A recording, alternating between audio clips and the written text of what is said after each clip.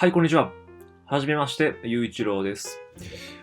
このチャンネルはですね、今、社会で求められている、ほとんどの人が実はよく分かっていない希少な知識、スキル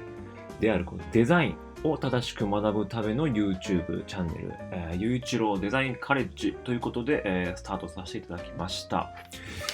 簡単に自己紹介させていただきますと、デザイナー歴14年のゆういちろうと申します。新卒で広告会社に入社しました。それでグラフィックとかもウェブのデザイナーとしてキャリアをスタート、しまして、少し名乗るアドプロダクションとか、広告会社、別の広告会社であったりとか、あとは数名でウェブの制作会社の起業をしたりとかですね、経験した後に、今ですね、某大手総合代理店グループのデジタル系の総合広告制作会社にアートディレクター、AD ですね、として所属しています。いわゆるサラリーマンクリエイターですね。サラリーマンクリエイターとはいえですね、継続してかなり大きな仕事に関われるようになっていまして、収入面で言っても、お金が全てではないんですが、多くの、デザイナーの方とか、サラリーマンの方とかよりも、いい環境にはいますと。で、デザイナーとしては、一般的に見ても、そういういい環境にはいるんですが、ここに至るまでにですね、10年以上ですね、14年、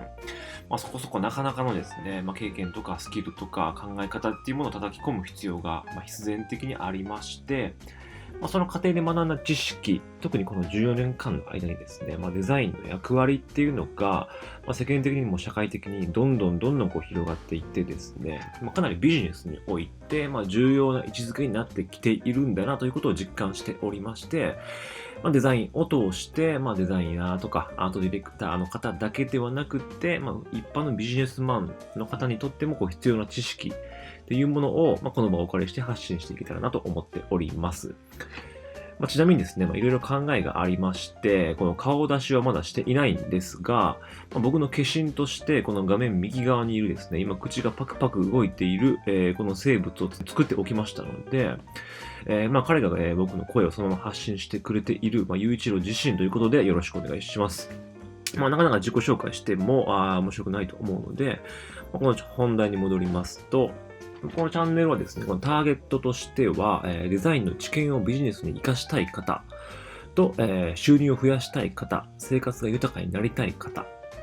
で、あとはデザインの知識を増やしたいデザイナー、クリエイターの方、というところで、ターゲットを絞っていきたいなと思っております。いわゆるグラフィックとかウェブデザインで使える細かなテクニックみたいな、こう作業するときにですね、使えるテクニック講座みたいなものも、おいおい発信していけたらとは思っているんですが、当然それは大切なことで、いろんなデザイナーさんが、YouTube で Web デザインの作り方みたいな動画を発信されていますが、デザインを語る上で、それだけではまだ足りないのかなと、まずはデザインの考え方っていうものから、学んでいきたいなと。なので、基本的には総論ですね。一般の方から見てデザインっていうものが今後、ビジネスとか社会に、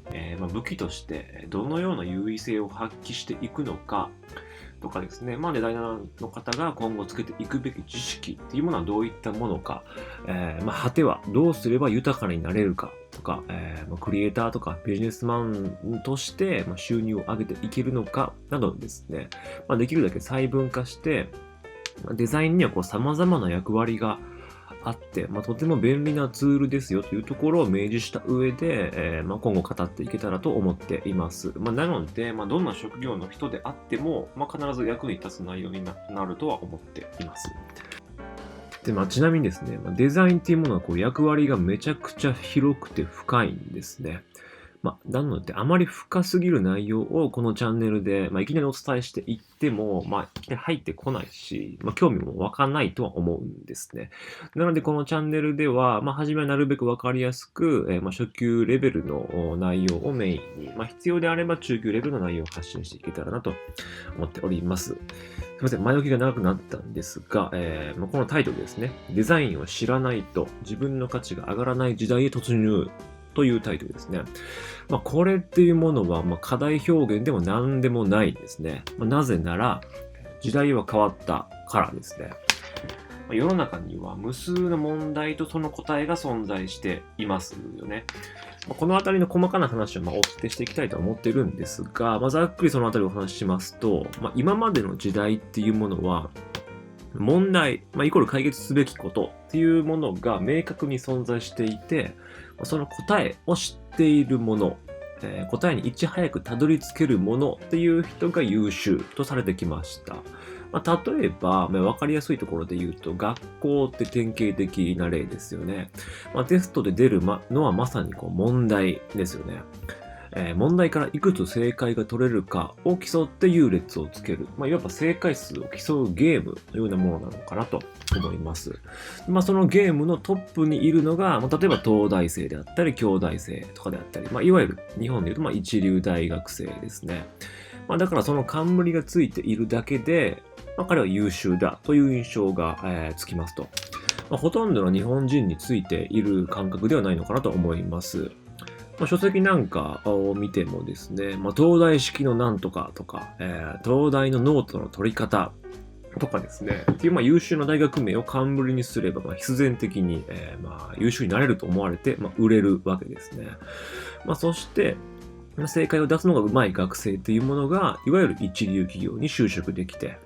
正解を出すプロっていうものが社会的地位の高いビジネスマンとして優遇される時代があったと。当然今でもこの流れは続いています。まだまだですね、まだまだ一流の大学に入って一流の会社に就職するっていうことは正義とされている流れっていうのは存在しますね。皆さんもそのご家族、家庭とか学校とか、同僚の間では、こういう傾向がまだまだマジョリティなんではないでしょうか。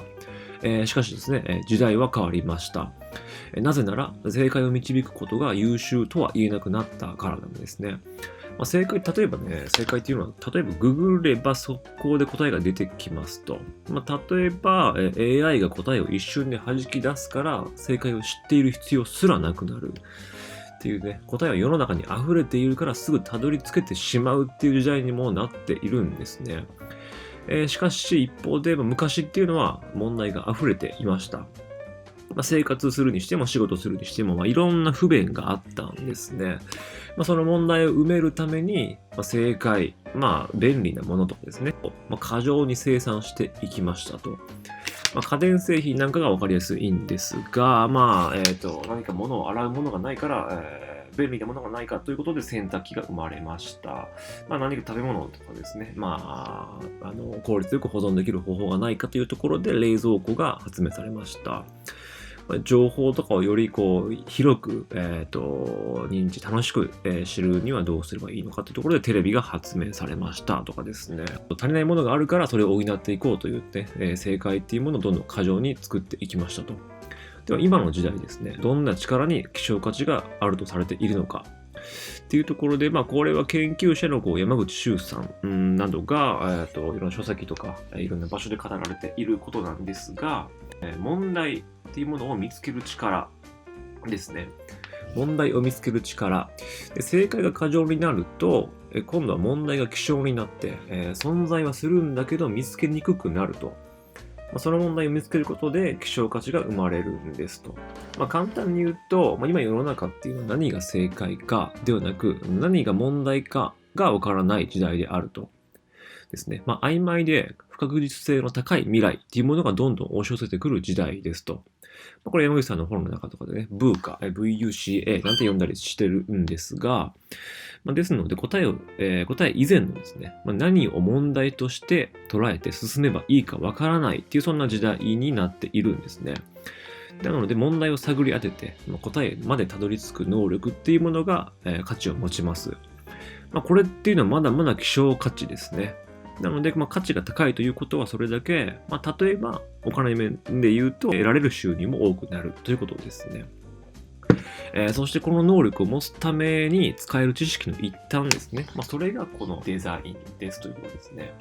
もちろんデザインで全てが解決することなんてことはないんですが、このデザインの知識っていうものをですね、先ほど申し上げた曖昧で不確実な未来っていうものを、少しでもクリアにできる、そんな力を持っていると、今持っておくべき能力の一つであろうということで、こうしてより多くの人に発信していくことにしました。なかなかこういう、デザインのというツールの使い方を説明しているチャンネルっていうのはなかなか長いかなと感じたので発信していくことにしました。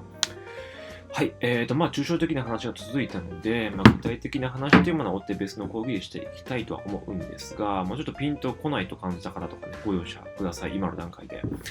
初級レベルで進めると言っておいて、いきなりちょっと難しめので話をしてしまったことはね、ちょっと反省しているんですが、デザインを捉える上で、とても大事な大前提だと思っております。今後ですね、デザインの知識をベースに、これからの社会への向き合い方みたいなことを話していけたらと思っております。なので、デザイナーでない方、デザイナーの方、全てに応用できる内容になると思うので、引き続きどうぞよろしくお願いいたします。もし面白くなっていくと感じた方はチャンネル登録の方よろしくお願いします。それではまた。